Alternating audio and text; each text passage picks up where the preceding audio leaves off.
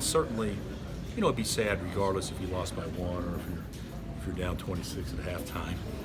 But I thought, we didn't quit. The guys hung in there, and we played a team tonight that was, we could have played them 10 times, and if they played like they did the first 10 minutes, it would have been a long night for us every time. But we didn't do enough to make them play poorly at all. Coach, some of the guys in the locker room said they were surprised about how fast and how quick and how good in transition they were, even though they saw them on film. It was totally different eye to eye.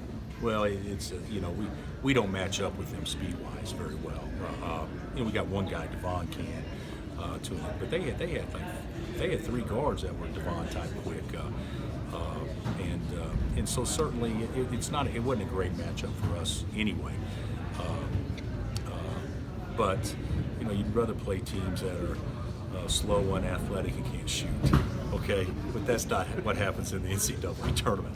And we played a team tonight that was the quickest team that we'd seen all year by far, and certainly the way they play with such a free mind offensively, in transition that them scoring the ball in transition, shooting the three ball was, it wasn't a difference in the game, but certainly put us in a hole that we couldn't come close to crawling out of.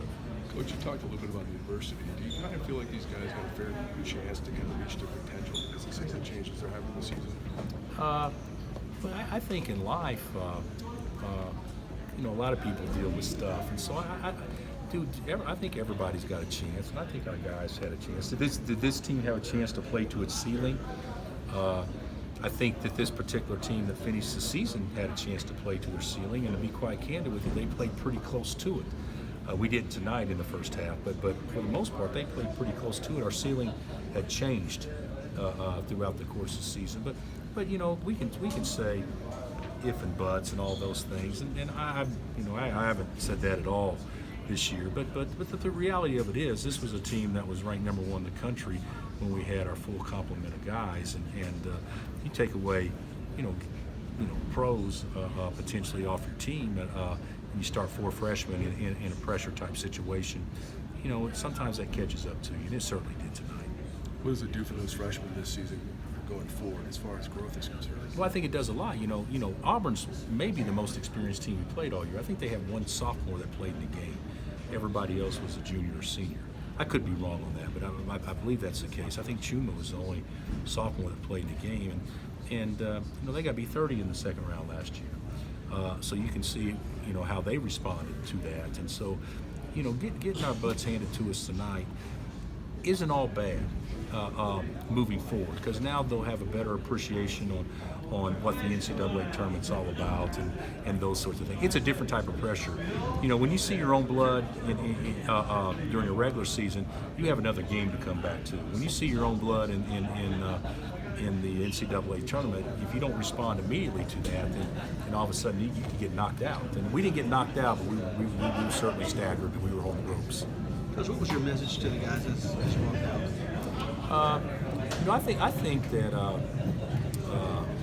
I think that they have represented us very well, and us meaning the university and the state. I think they have. One thing about these guys and my kids is they don't make excuses. You haven't heard anybody say, "Well, if we had this or that," they don't do that. And I'm proud about that. But I told them that they should walk out with their head high. They represented themselves, their families, and the school in a first-class manner. And we ran against a team that was better than us tonight, and it was a tough matchup for us. And we knew as coaches going into the game that could potentially be the case, not like what it ended up being. But I love coaching these guys. I do think that the youthful experience that we got will benefit us down the road. But we never asked freshmen, i.e. Chalmers or Rush or Wright or whoever, to carry the load that these freshmen we've asked to carry. It's a different experience for them, but one they'll grow from. In this day and age, though, is it easier to start four freshmen or four sophomores? It'd be a lot easier to start older guys. If they're the same four guys, yeah, it'd be easier to start four sophomores, obviously. Well, that's what I mean. Do you foresee all those guys coming back as sophomores? Oh, I don't know. I don't know. I haven't talked to any of my guys about what they want to do moving forward. I'd never do that during the season. So, but we'll have some conversations to see what direction they want to go, if they want to test the waters or whatnot. If they do, then also support whatever they decide and their families. But if this team could stay together, but we still have some unknowns, and we gotta sign a couple of athletes, obviously that can be difference makers, that can make plays you can't coach, because their speed tonight, they made some plays that you don't coach. They're really good. This happens to be Dedric's final year here. How would you describe his short legacy? Well, he's a terrific kid. I mean, he's awesome, and obviously, he got numbers tonight, and he'd be the first to tell you. Obviously the numbers don't really reflect how the game went, but he's fabulous. But I said this earlier. I don't think we've ever ridden a kid harder than what we've ridden him.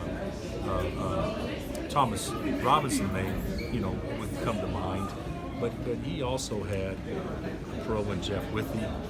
He had Tyshawn Taylor, who played in the NBA. He had Elijah Johnson, who was a junior, and he had Travis Relaford, who was a fourth-year junior on the same team. So those guys can kind of shoulder some of the responsibility from Thomas. In this particular situation, Dedric had to do a lot. We asked a lot of him, and he delivered for us. But I don't think we saw the quality of player he is, because he's not the kind of guy that needs to get 20 and 12. He's a guy that should be getting 16 and 8 and 8 and making everybody better. But he just didn't have those opportunities this year like